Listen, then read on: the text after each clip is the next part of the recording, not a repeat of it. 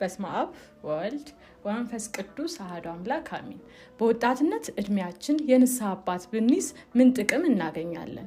ባንይዝስ ምን ጉዳቶች ይደርሱብናል? ቤተክርስቲያን ለዚህ ምን ትላለች?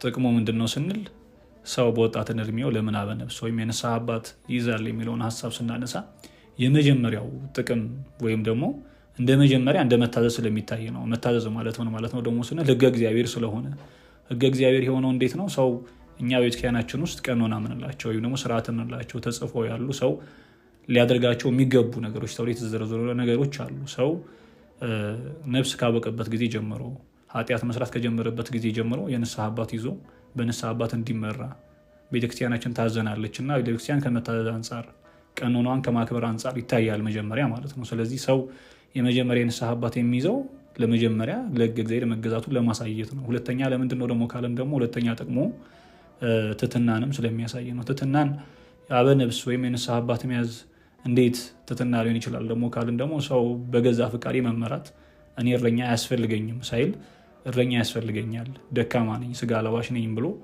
በካህን መመራት ወይም በካህን እረኝነት መመራት ከቻለ ይህም አንዱ ትሕትናውን ያሳያል።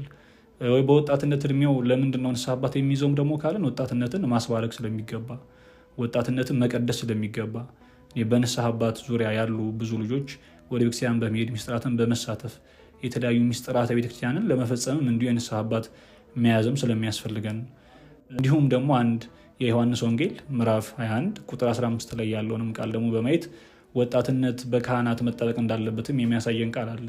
ይህም ቃል ምን ይላል ደግሞ ካልን ጌታችን ኢየሱስ ክርስቶስ የዮና ልጅ ስምዖን ሆይ ትወደኛለህን ባለው ጊዜ 3 ነገሮችን እንዲጠብቅ አዞት ነበር። እነዚህ 3 ነገሮች ምንድናቸው ካልን ጠቦቶች፣ በጎችና ግልገሎች ናቸው።